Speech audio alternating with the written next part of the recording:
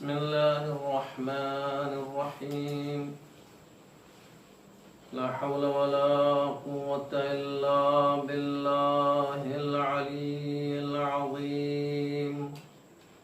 أعوذ بالله من الشيطان الرجيم. بسم الله الرحمن الرحيم. الحمد لله الذي نور قلوبنا بولاء الحسين وجده وأبيه وبنيه، وأجلى عيوننا بالبكاء على الحسين في عزائه ومصيبته، وجعل هاتين الموهبتين وسيلة لنيل قربته وتحصيل رحمته. ثم الصلاة والسلام على رسول الله وعلى آله الطيبين الطاهرين المعصومين المظلومين المنتجبين، واللعنة على أعدائهم أجمعين من الآن إلى قيام يوم الدين. أما بعد، فقد قال مولانا الإمام الجعفر الصادق عليه آلاف التحية والسلام.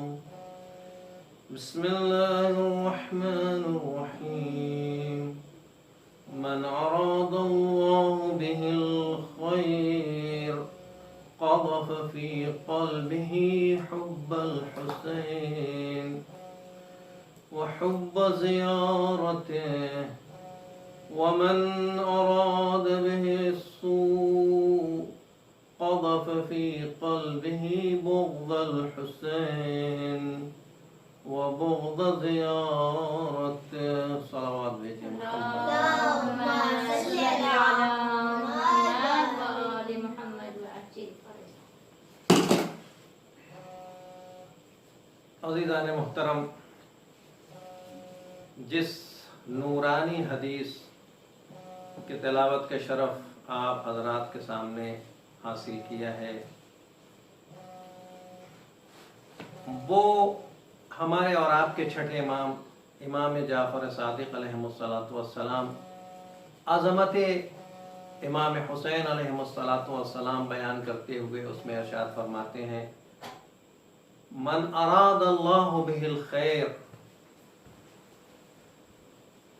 کہ پروردگار عالم جس بندے کے سلسلے سے بھی چاہتا ہے خیر اس کو دے، فَقَذَفَ فِي قَلْبِهِ حُبَّ الْحُسَيْن، تو اس کے دل میں پروردگار عالم محبت حسین علیہ السلام اس کے دل میں ڈال دیتا ہے، وَحُبَّ زِيَارَتِهِ، اور امام حسین علیہ السلام کی زیارت کا شوق اس کے دل میں ڈال دیتا ہے پروردگار عالم۔ وَمَنْ أَرَادَ بِهِ السُّوء، پروردگار عالم اگر کسی شخص کے سلسلے سے بدی کا ارادہ کر لے، فَقَذَفَ فِي قَلْبِهِ بُغْضَ الْحُسَيْن، تو اس کے دل میں دشمنی امام حسین علیہ السلام ڈال دیتا ہے، وَبُغْضَ زِيَارَتِهِ، اور امام کی زیارت سے عداوت اور دشمنی۔ عزیزو، یہ انتہا شرف کا مقام ہے، بے انتہا ہمارے لیے عزت و جلال کا مقام ہے، عظمت کا مقام ہے کہ پروردگار عالم نے ہمیں انتخاب کیا ہے۔ من اراد اللہ بہ الخیر، پروردگار عالم نے ہم سے خیر کا ارادہ کیا ہے، جب خیر کا ارادہ کیا ہے تو محب حسین بنایا ہے، اور اس کے ساتھ ساتھ محب حسین کے ساتھ ساتھ ہمارے دلوں میں شوق زیارت امام حسین علیہ السلام ڈال دیا ہے۔ اب اگر کسی دل میں روئے زمین پر بسنے والا کسی بھی انسان کے دل میں یہ دو چیزیں آ جائیں کہ امام حسین علیہ السلام سے محبت کرتا ہو اور امام کی زیارت میں وہ تڑپتا ہو، بے چین ہوتا ہو، تو وہ سمجھ لے کہ پروردگار عالم خیر چاہتا تھا اس کے سلسلے سے، خیر چاہتا تھا اس کے سلسلے سے۔ اگر اس کے بالکل برعکس، اگر کسی انسان کے دل کے اندر، اگر کسی انسان کے اندر یہ جذبہ پیدا ہو جائے اور یہ دشمنی پیدا ہو جائے کہ امام حسین علیہ السلام سے وہ دشمنی کر رہا ہے اور اس کی زیارت کے لیے اس کے دل میں عداوت ہو امام حسین علیہ السلام کی، تو سمجھ لے کہ پروردگار عالم خیر نہیں چاہتا اس کی ذات سے۔ یہ بے انتہا شرف کا مقام ہے کہ ہمیں ہمارے آباء و اجداد نے، ہمارے ماں باپ نے ایسی تربیت کی کہ ہمارے دل میں محبت امام حسین اور محبت ائمہ طاہرین علیہ السلام موجود ہے۔ یہ محبت امام حسین علیہ السلام حقیقی معنوں میں، اگر محبت امام حسین اور محبت ائمہ طاہرین ہمارے دل میں آ جائے تو پھر ہم گناہ کو انجام دیں گے۔ یہ ہو ہی نہیں سکتا ہے کہ ایک دل میں امام حسین علیہ السلام کی محبت بھی ہو اور دین کے احکام کی مخالفت کا جذبہ بھی ہو، یہ ممکن ہی نہیں ہے۔ اگر امام حسین علیہ السلام کی محبت ہمارے دل میں آ گئی تو کم از کم ہمارا دل ایسا ہونا چاہیے، اس طریقے کا ہمارا دل ہونا چاہیے کہ ہمارے دل کے اندر احکام خدا سے بغاوت کا جذبہ نہ ہو۔ آج ہم دیکھتے ہیں کہ سماج میں کہ صرف اور صرف ذکر امام حسین علیہ السلام اور ذکر امام حسین علیہ السلام کرنے کے لیے بے انتہا پریشان رہتے ہیں، لیکن عملی اعتبار سے دیکھتے ہیں، ملاحظہ کرتے ہیں کہ صرف ذکر ہے، لیکن امام نے جو احکام اور جو تعالیم بتائے تھے اس کے اوپر عمل کے معاملے میں بالکل ہمارا کیریکٹر زیرو ہے۔ اگر امام کی محبت ہے تو عزیزوں ہمیں دین کا پابند ہونا پڑے گا، ہمیں شریعت کا پابند ہونا پڑے گا، ہمیں احکام الہی کے مطیع ہونا پڑے گا، ہمیں ہماری نمازوں کو ترک نہیں ہونا چاہیے۔ ورنہ امام حسین علیہ السلام کس کو عزیز نہیں ہے اپنا وطن؟ کس کو اپنا وطن عزیز نہیں ہے؟ کون اپنے وطن میں رہنا نہیں چاہتا ہے؟ لیکن امام حسین علیہ السلام نے اپنے وطن عزیز مدینہ منورہ کہ جہاں پہ رسول کا مدفن ہے، مسجد النبی ہے، مدینے کو چھوڑ کے کہاں جا رہے ہیں؟ کربلائے معلیٰ کی طرف رواں دواں ہو رہے ہیں۔ آخر کیا وطن کی محبت نہیں تھی؟ وطن کی محبت ایک جزء ایمان ہے، جیسا کہ رسول اکرم نے ارشاد فرمایا ہے کہ حب الوطن من الایمان، وطن کی محبت ایمان کا جز ہے، پارٹ آف ایمان ہے، ایمان کا جز ہے، ایمان کا حصہ ہے۔ اگر وطن سے انسان کو محبت نہیں ہے تو ایمان میں اس کی کمی ہے۔ امام حسین علیہ السلام نے پورا اپنا گھر بھر خدا حافظ کر کے کیوں جا رہے ہیں مدینہ منورہ سے کربلا معلیٰ؟ صرف اس لیے کہ نانا کا دین باقی رہ جائے، دین خدا باقی رہ جائے۔ اور امام حسین علیہ السلام جب نکلتے ہیں تو کیا جملہ ارشاد فرماتے ہیں؟ انی لم اخرج عشرا ولا بطرا۔ امام اپنے نکلنے کے फलसफे को बयान करते हैं कि मैं क्यों निकल रहा हूं। मैं किसी लहव लअब के लिए, खेल कूद के लिए नहीं निकल रहा हूं मदीने मुनव्वरा से। न मेरा कस्द कहीं जाके फसाद बर्पा करना है, न मेरा इरादा कहीं जाके खूनरेजी बर्पा करना है, बल्कि मैं सिर्फ अपने नाना की उम्मत के लिए इस्लाह का तलबगार हूं। दीन मोहम्मदी को बदल दिया गया था।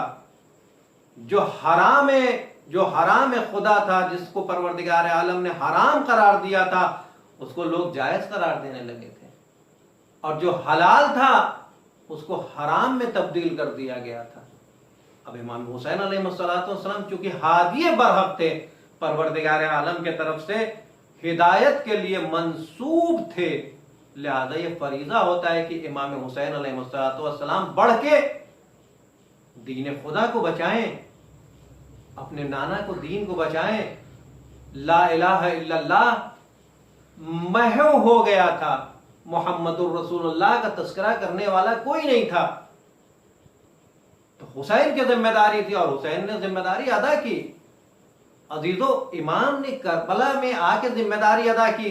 अगर आज हम ये देखते हैं कि हमारे समाज में भी दीन खत्म हो गया है, अहकाम इलाही के ऊपर पाबंदी नहीं हो रही है, अम्र बिल मारूफ के ऊपर अमल नहीं हो रहा है, तो हमारी जिम्मेदारी है कि नहीं है?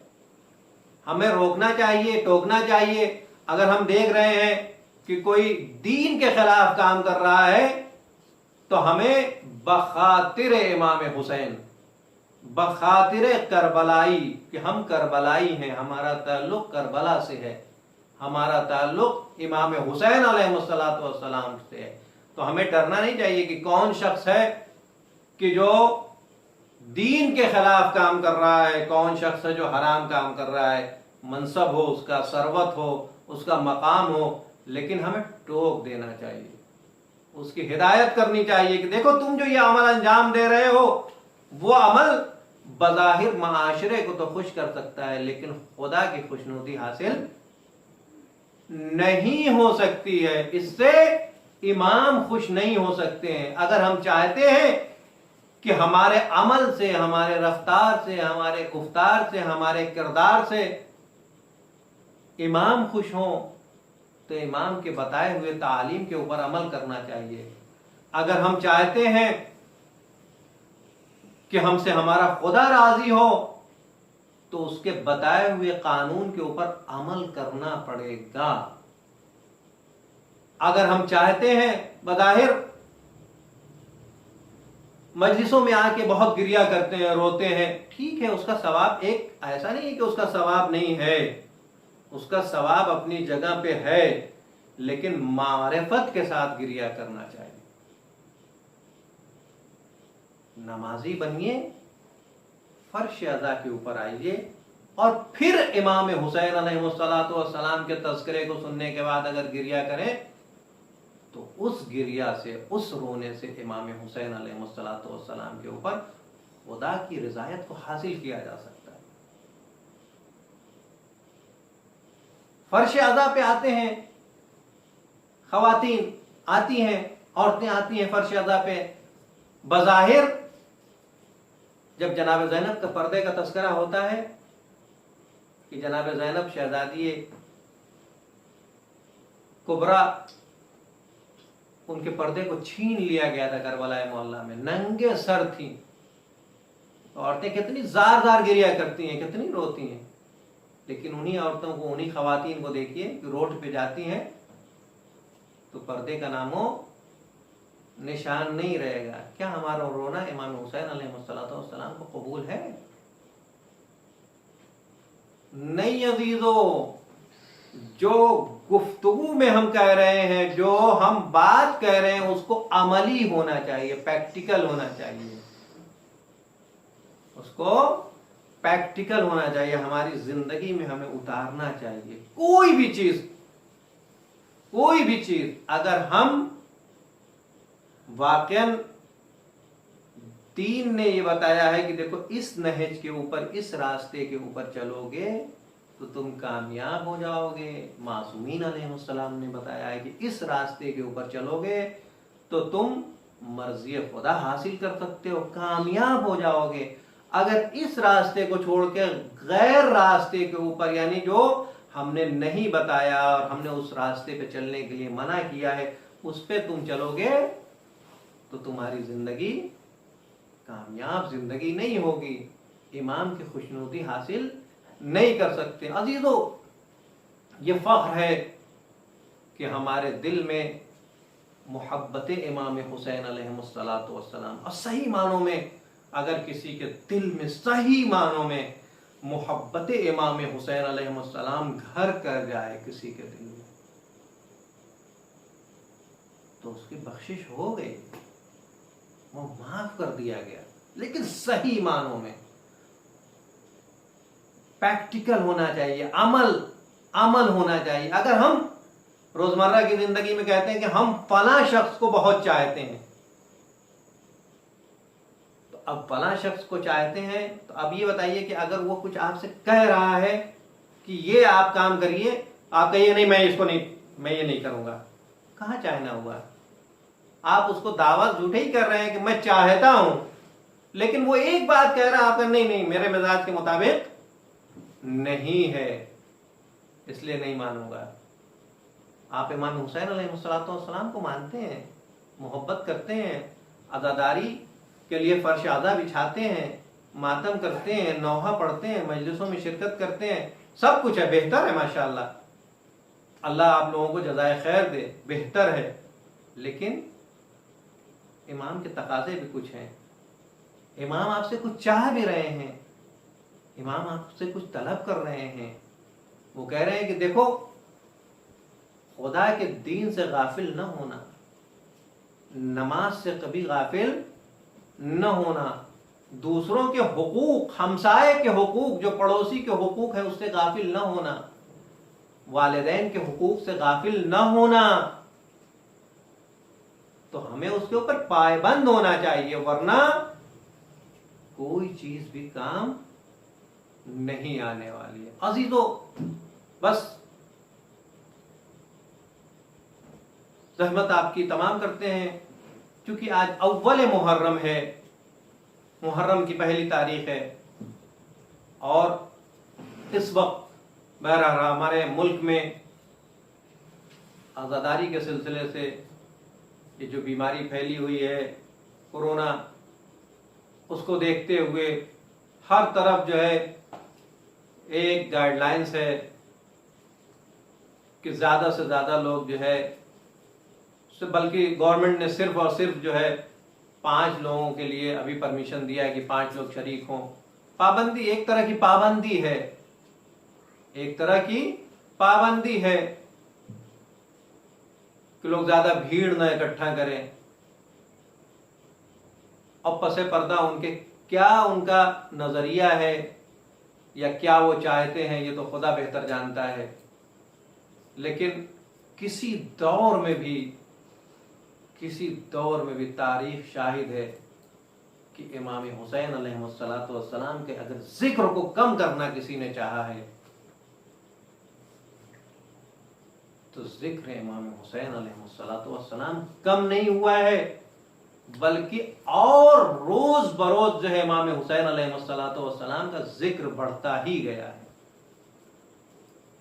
آج دیکھیے ہمارے مرجع کبیر آیت اللہ العظمہ سید السستانی اور سید حسن نصر اللہ اور آیت اللہ العظمہ سید علی خامنئی نے کیا کہا ہے کہ اگر آج ہم اس بیماری کی وجہ سے اکٹھا نہیں ہو سکتے ہیں تو اتنا ذکر امام حسین علیہ السلام کو سوشل میڈیا کی طرف، اتنا سوشل میڈیا کے واسطے سے اتنا پھیلاؤ کہ جب اگر انسان کوئی سرچ کرتا ہے، سوشل میڈیا پہ جاتا ہے تو اس کو ہر طرف امام حسین کا تذکرہ ملے، اور پھر وہ سوچنے پہ مجبور ہو جائے کہ آخر یہ امام حسین علیہ السلام تھے کون۔ پھر ایک نیا باب شروع ہو کہ امام حسین علیہ السلام کی شخصیت کے لیے لوگ ریسرچ کریں، لوگ تحقیق کریں، اور وہ دن دور نہیں ہے، وہ دن دور نہیں ہے انشاءاللہ کہ جب پوری دنیا میں حسین کا تذکرہ ہوگا، پوری دنیا میں عزاداری امام حسین علیہ السلام ہوگی۔ ایک صلوات پڑھیے محمد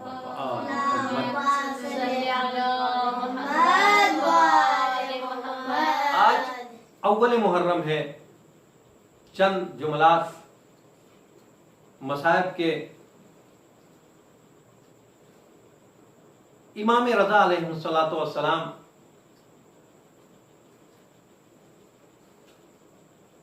کی بارگاہ میں کی خدمت میں جناب شبیب کے بیٹے عیان آتے ہیں۔ امام نے محرم، اول محرم کو جب محرم کا چاند نمودار ہوتا ہے تو عیان ابن شبیب آتے ہیں امام کی خدمت میں۔ امام نے کہا فرماؤ کیا کام ہے، کس لیے آئے ہو؟ عیان کہتے ہیں مولا میں آپ کو آپ کے جد کا پرزہ دینے کے لیے آیا ہوں، اول محرم میں آپ کے جد کا آپ کو پرزہ دینے کے لیے آیا ہوں۔ تو ایک مرتبہ امام کہتے ہیں عیان بیٹھو، عیان بیٹھو، دیکھو بتاؤ تم پرزہ تمہارا قبول کرتے ہیں عیان، لیکن دیکھو عیان میں نے اپنے بابا سے اور میرے بابا نے اپنے بابا سے یعنی اپنے جد سے یہ نقل کیا ہے کہ اگر کسی آنکھ سے میرے جد کے اوپر روتے روتے آنسو جاری ہو، رخسار کے اوپر اسے آنسو ٹپکے، تو وہ جو ہے وہ جنت میں ضرور ضامن ہوں کہ وہ جنت میں جائے گا اور اس کے گناہ صغیرہ اور کبیرہ کو معاف کر دیا جائے گا۔ جزاکم ربکم۔ تاریخ بتاتی ہے عزیزو، عرب میں دستور یہ تھا کہ جب 29 ذوالحجہ آتی تھی، 29 ذوالحجہ آتی تھی تو ایک مرتبہ مدینے میں جہاں اہل حرم کے خانوادے رہتے تھے وہاں سے لوگ گزرتے تھے، چہل پہل ہوتی تھی۔ امام جعفر صادق علیہ السلام کے گھر کے پاس سے لوگ زیادہ گزرتے تھے، رفت و آمد زیادہ ہو جاتی تھی 29 ذوالحجہ کو۔ کیوں پتہ ہے عزیزو؟ صرف وہ معلوم کرنا چاہتے تھے کہ دیکھے محرم کا چاند نمودار ہوا کہ نہیں۔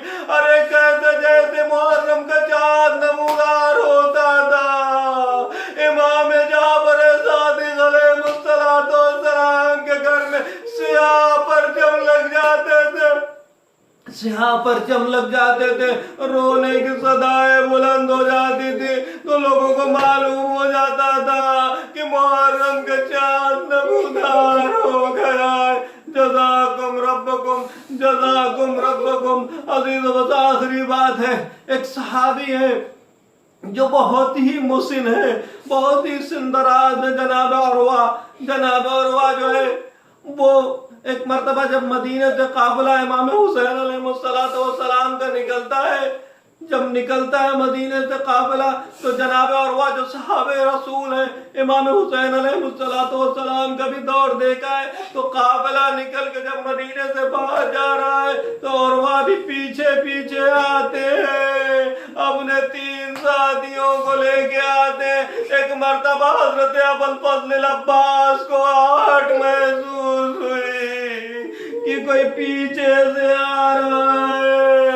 اب جب مڑ کے دیکھا تو انتہائی سندراز صحابی رسول جناب عروہ ہے۔ ایک مرتبہ قافلہ رکتا ہے، امام حسین علیہ السلام عروہ کے آنے کا انتظار کرتے ہیں، عروہ کی بھویں لٹکی ہوئی ہے، بھویں لٹکی ہوئی عروہ آتے ہیں۔ ایک مرتبہ امام کہتے ہیں اے نانا کے صحابی آئیے قافلے میں چلیے، اکبر آپ کی خدمت کریں گے، عباس آپ کی خدمت کریں گے۔ عروہ کہتے ہیں آقا ارے وہ جملہ میں نے سنا تھا اس لیے میں آیا ہوں، جب آپ جو ہے مسجد النبی میں آئے تھے اور رسول خطبہ دے رہے تھے، آپ دامن میں ابا کے الجھ کے گرے، رسول نے خطبہ منقطع کر کے آپ کو اٹھایا اور کہا اے لوگو یا شہزادہ جب مدینے سے نکل رہا ہوگا، مدینہ چھوڑ رہا ہوگا، تو جو بھی ہوگا اس کی مدد کرنا۔ ارے مجھے وہ جملہ یاد ہے، اس لیے مدد کے لیے آیا ہوں۔ امام کہتے ہیں عروہ آئیے آئیے، قافلے میں چلیے آگے، اکبر آپ کی خدمت کریں گے، صحابی ہے میرے نانا کے، عباس آپ کی خدمت کریں گے، صحابی ہے میرے نانا کے۔ ایک مرتبہ عروہ تڑپ جاتے ہیں، ہاتھوں کو جوڑتے ہیں، آقا میں اس قافلے میں کیسے جاؤں جہاں زینب جیسی نبی زادیہ ہے۔ ایک مرتبہ جب نہیں آقا نے کہا اے عروہ، ارے آپ اپنا اتنا تکلف کر رہے نہیں آتے ہیں، ارے 11 محرم ہوگی، یہی نبی زادی زینب کبریٰ ام کلثوم ننگے سر اونٹوں سے گشا گشا کوفہ و شام پھرائی جائیں گی۔ انا للہ و انا الیہ راجعون، رضا بقضائہ و تسلیما لامرہ۔ بسم اللہ الرحمن الرحیم۔ اللہم انی اسألک بحق محمد وانت المحمود، وبحق علی وانت الأعلى، وبحق الحسین وانت قدیم الاحسان، وبحق الأئمة التسعة الطاہرین من ذریة الحسین علیہم السلام۔ پروردگار ہمارے اس قلیل سے عمل کو قبول فرما۔ پروردگار ہمارے دامن میں محبت امام حسین علیہ السلام کے سوا کچھ نہیں، ہم بہت غریب ہیں پروردگار، عمل نہیں ہے پروردگار، ہمیں امام کی شفاعت سے محروم نہ کرنا یا اللہ یا اللہ۔ جو دنیا جہاں جہاں بھی مؤمنین مریض ہیں پروردگار، اس مرض میں مبتلا ہے، ان کو شفاء کامل و عاجل عنایت فرما۔ پروردگار مراجع کرام کا سایہ ہمارے سروں پہ باقی و قائم و دائم رکھنا۔ پروردگار حرم ائمہ طاہرین علیہم السلام، سیدہ زینب کبریٰ اور دیگر مقدس عتبات عالیات کی جو مجاہدین حفاظت کر رہے ہیں، پروردگارہ ان کو اور قوت و تقویت عنایت کرنا۔ پروردگارہ ہمیں اس لائق بنا کہ پروردگارہ ہم امام کے ظہور کا صحیح معنوں میں انتظار کرنے والے بن جائیں۔ پروردگارہ جب ہمیں اس دنیا سے اٹھانا تو محبت اہل بیت ہمارے دلوں میں رہے۔ پروردگارہ امام عصر کے ظہور میں تعجیل فرما، ہمیں ان کے اعوان و انصار میں شمار فرما۔ بالنبی و آلہ وسلم تسلیما۔